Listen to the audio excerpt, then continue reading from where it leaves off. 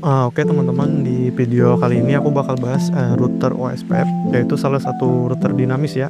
Berbeda dengan router statik di mana kita harus menentukan sendiri arah dan jalurnya tersebut.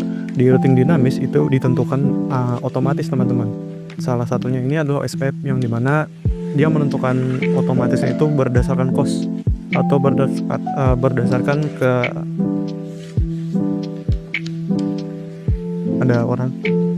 Jadi router OSPF itu dia ditentukan berdasarkan cost atau waktu tempuhnya teman-teman. Jadi OSPF ini dia bakal mencari jalan tercepat dalam segi routing ya teman-teman. Dan di sini juga saya mau tambahkan satu lagi. Di sini kita mau coba tambahkan juga satu server DNS ya teman-teman. Untuk nanti kita bikin web server di sini. Contoh studi kasusnya. Jadi ini rancangannya ya teman-teman, sudah aku bikin lebih dulu.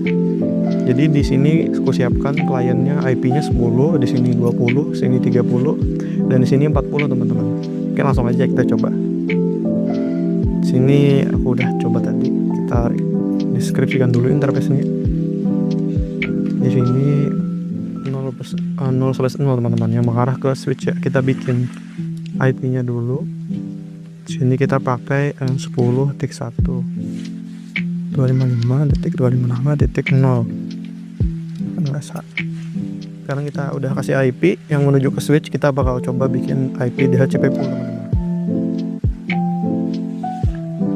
Ini keluar dulu IP DHCP pool. Di sini kita masukkan aja klien 1 dan 10 aja. Di sini kita kasih network yaitu /24 teman-teman. Pakainya /24. Terus kita kasih default gateway agar dia tahu minta DHCP-nya kemana, yaitu ke IP router.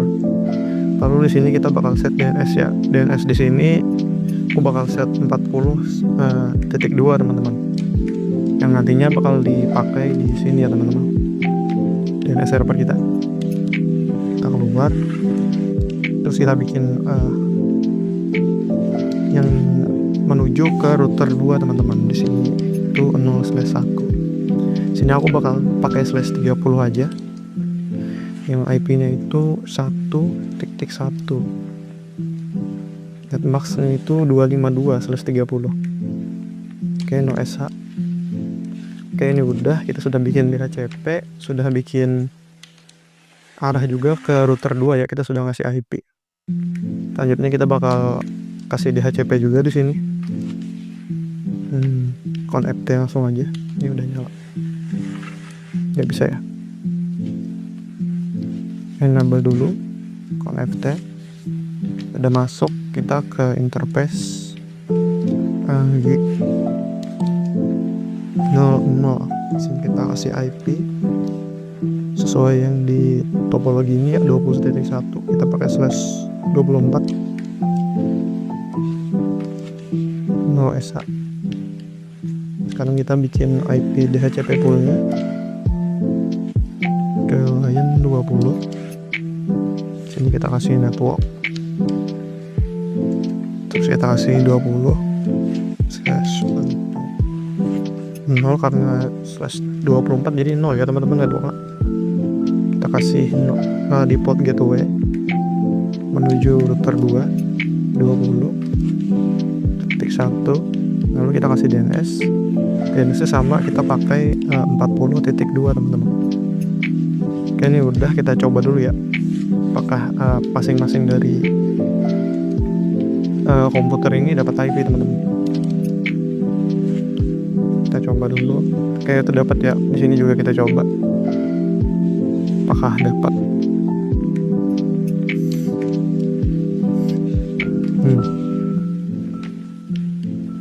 Si request ya, nggak bisa ya, nggak dapat. Kita coba lagi. Sepertinya ada yang salah ya teman-teman. Coba aku cek dulu ya. Jadi untuk ngeceknya itu kita bisa pakai RU teman-teman. Sini kita cek. 10. Salah teman-teman.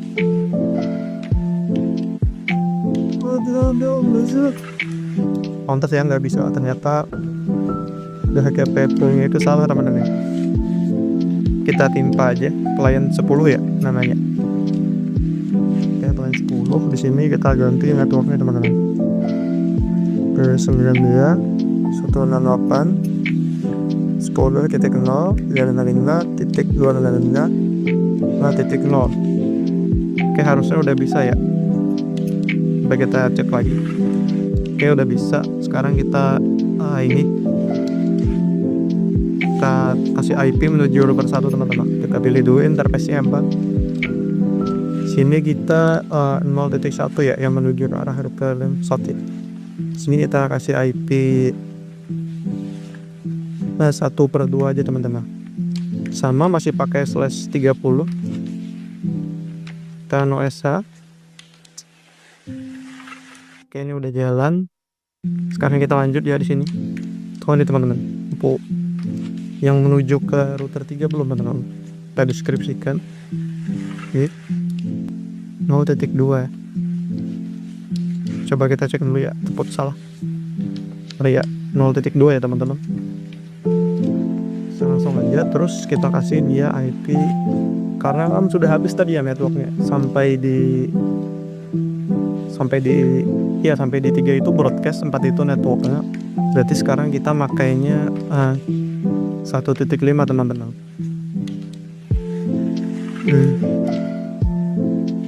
Oke, ini kita no SH dulu. Overlap ya. Oh, salah teman-teman. 252. Oke, no SH. Sekarang kita lanjut di router 3. Kita ke kanan aja biar enak. Kita no aja teman-teman. Kita enable lagi. Terus connect. Sekarang kita bakal bikin DHCP nya dulu teman-teman seperti biasa. Dan kita kasih IP address-nya sesuai tadi ya 30. Kita pakai /24. Nah, SH. Sekarang kita bikin DHCP nya IC DHCP full client 30. Sini mau kasih networknya sama ya seperti di topologi,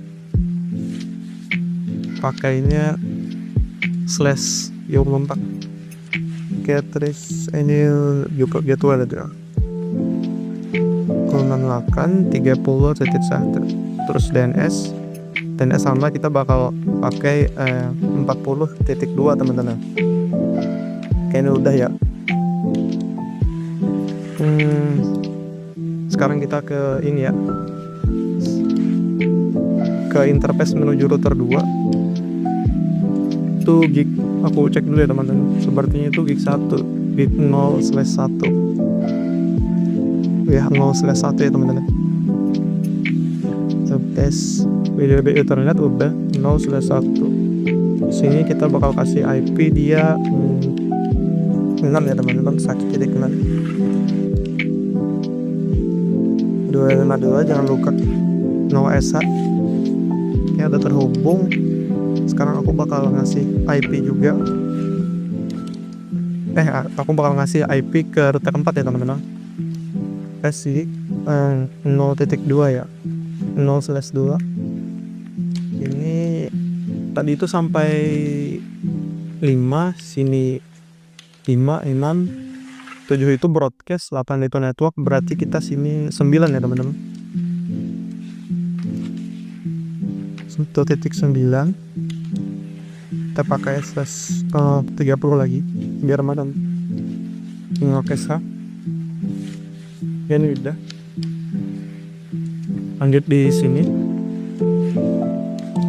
Sekarang aku cek repot dulu ya teman-teman. Ini masih terikot. Oke, lanjut ya di router 4. Sekarang kita pinggirkan aja. Kita nyalakan dulu routernya, masuk ke konfigurasi. Ini seperti biasa, aku bakal isi IP yang menuju klien dulu ya teman-teman. IP alias 40.1, pakainya /24 kalau ke klien. terus no SH. Lanjut kita bikin IP DHCP ya teman-teman. IP DHCP pool sini client 40. Terus kita kasih network cetik 40 titik 0 255 titik 0 terus 24. Kita kasih di port gateway nya IP routernya ya. Nah untuk DNS nya kita pakai dari sini nanti teman-teman 40.2. Oke, DHCP nya udah ke router. Nanti routernya belum ya. Ke router 3 kita bikin dulu. Dia kena sudah 1. Tadi itu 9 ya, berarti ini 10 teman-teman. Coba kali 10 255.255.252. Oke, no SH. Kita nyalakan interface ya. DHCP sudah, sekarang kita bakal bikin ke router 1 ya. Interface sesuai dia betul 68. Bukan salah, tadi mau tidak fokus ya di 0/2 yang udah di router. Kita kasih IP dulu. Di sini tadi sampai di 10 ya teman-teman. 11 itu udah broadcast network yaitu 12. Berarti kita di sini 13 teman-teman.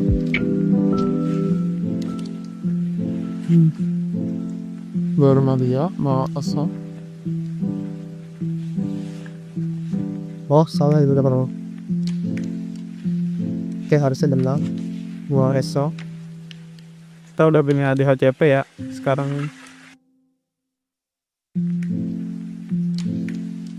kita exit dulu IT bitan. Kita interface nya dulu teman-teman. Turn mouse plus dia yang menuju ke arah router 4 ya teman-teman. Ini aku kasih IP adikku 13 ya, berarti sini 14.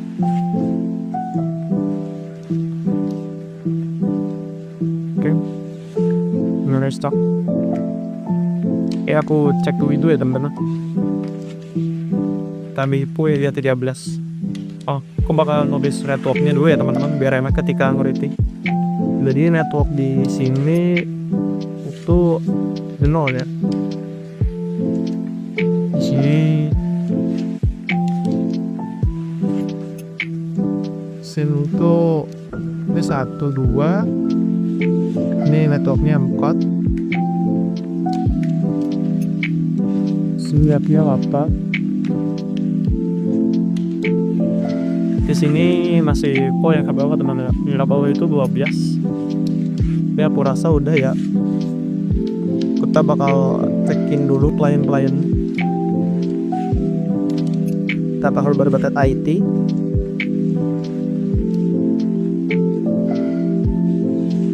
Oke, udah ya. Ini DNS kita nanti. Ikuti cara DNS-nya itu. Enggak, ini web servernya ya teman-teman. Lihat. Web server itu HTTP ini teman-teman. Oke. On ya. Oke. Ini DNS bitpal, kita cek di. Cek IP-nya ya. Sebenarnya kita mesti statik aja ya di sini. Karena kita tuh server itu biasanya statik gitu loh, biar nggak berubah-ubah. Ya di sini pakai DL5 ya.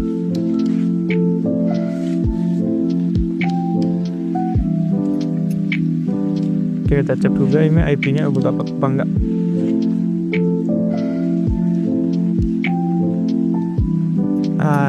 Oke teman-teman. Sekarang kita cek lagi di server sini ya. Nah, ini kasih DHCP aja teman-teman. Oh iya, di atas itu belum ya, Benosa. Saya tunggu dia dekatnya cek first. 30.3 ya.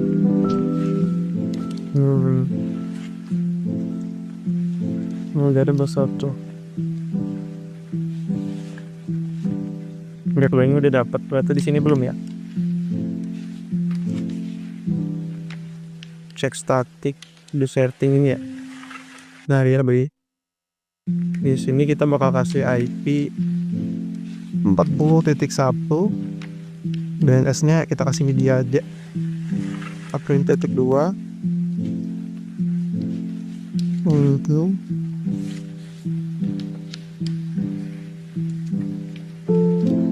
oke, udah ya teman-teman. Sekarang kita bakal routing OSPF aja. Kita exit dulu. Jadi router OSPF itu apa sih? Konfigurasinya yaitu router OS SPF. Nah, di sini yang kita isi itu adalah network teman-teman. Jadi aku bakal ngisi network lainnya dulu 10.0. Lalu di sini ada wildcard teman-teman. Jadi wildcard itu adalah netmask yang di akhir itu dikurang dengan 255 atau 256 teman-teman. Jadi kan di sini kita tuh 255 ya, 255 titik 0. Berarti 255 kurang 255 maka 0. Terus 255 kurang 255 maka hasilnya jadi 0. 255 kurang 255 hasilnya 0. 255 kurang 0 kurang 255 maka 255 teman-teman. Terus kita perlu kasih tahu juga dia area berapa. Di sini aku bakal kasih area 0 aja. Terus di sini kita kasih juga networknya teman-teman. Di sini kita isi lagi networknya. 068 ini network yang menuju router 2 teman-teman. Di sini masih 0. 255.255.252 teman-teman. Ada yang salah ya? Oh, karyanya lupa teman-teman. Karyanya kita kasih 0 juga. Terus kita kasih network juga yang menuju ke ini teman-teman. 112 ya. Yang menuju ke arah. Oh, itu salah teman-teman. Bukan.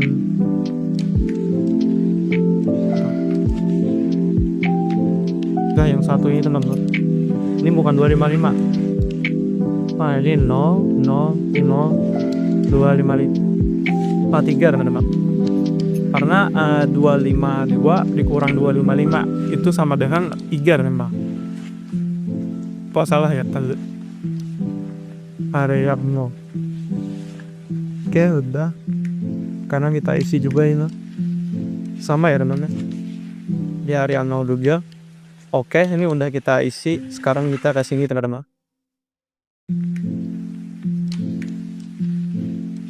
Ngebel, terus kita kasih koneknya dulu biar masuk unlimited OSPF. Di sini bakal kita kasih network sebagai dirasa network lainnya dulu. Di sini 20 dengan titik 0 wildcard-nya teman-teman. Sini areanya itu adalah area 0. Kita sudah kasih kliennya, sekarang kita bakal kasih si ini ya, yang menuju ke router 1 wildcard. Di rekatnya itu 0 dan 3 teman-teman. Dia area 03. Sekarang kita ganti lagi area 4 ke area 0. Oke, udah. Jadi sekarang dia udah tahu ya di sini sama networknya, dia udah bisa saling komunikasi dua ini. Tapi nanti aja kita cobanya, kita bakal ngerouting lagi di atas. Oke, kita keluar lagi. Terus kita rute OSPF 1. Sini aku bakal kasih pilihnya dulu ya kliennya. Lihat dulu. Ini 0 2 lainnya. Sini areanya area 0. Sekarang aku bakal lanjut routing menuju router 2 yaitu 268.1.4 network 0.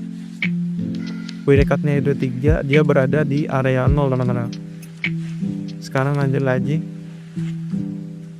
kita routing menuju area 8 ya. Oke, udah sudah terhubung area bukan area sih, router 2 dan router 2 dan router 3 sudah terhubung. Sekarang kita tinggal routing di sini teman-teman. Sini kita bakal adakan atas ya. Sini kita bakal wifi dulu. Kayak gini 40 ya. 0,0,255 teman. Areanya itu area 0. Terus network lagi kita isi di sini 8 1.8. Relocate-nya itu 3 ya teman-teman. Area 03 kita kopas aja lagi, ganti ke 12.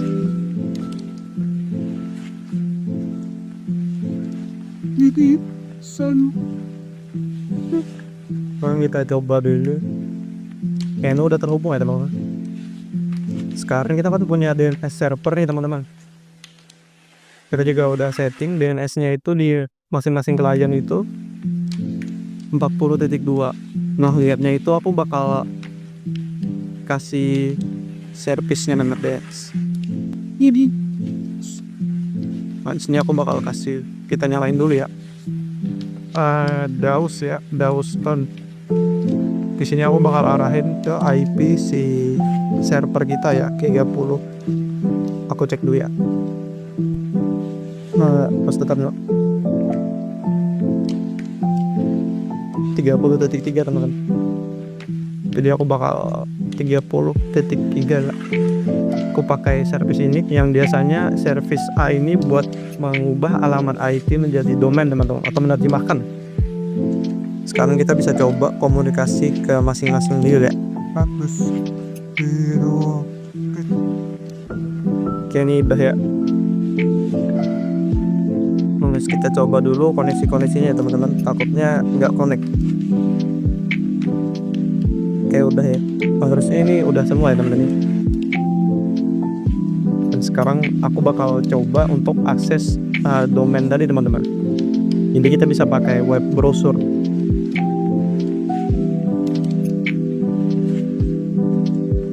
Ngelak ya teman-teman laptopnya. Stop.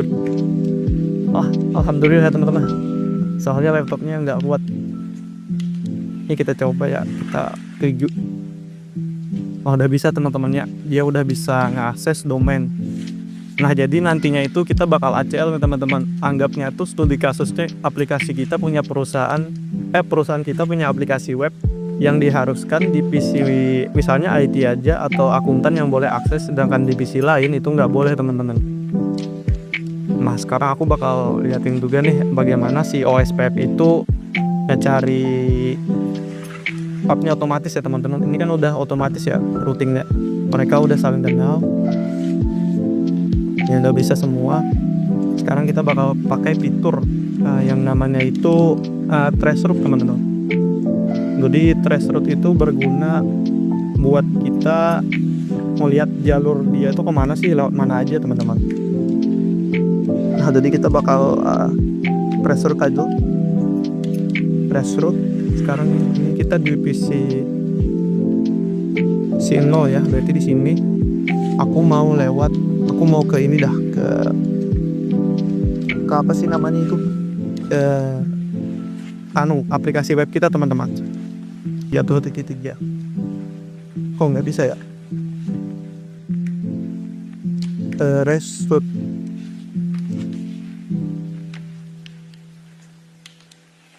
Coba ditunggu. Ping 192 108 30.3 ini besar no. Kenapa thresholdnya? Apa beda ya threshold? 30.3 nggak bisa ya. Tunggu ya, aku cek dulu ya teman-teman kodenya. Kalau di Cisco itu gimana sih?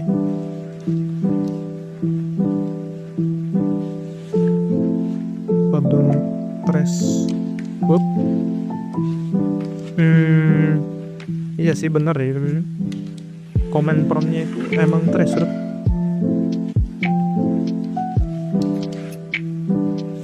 Ya bisa ya.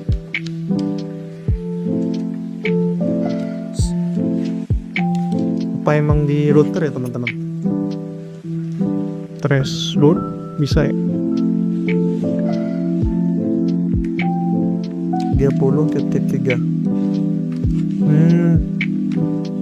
Kalau di teman-teman, kalau di laptop itu biasanya kita bisa angkat traceroute. Kayaknya dia nggak bisa. Kita cobain aja deh simulation.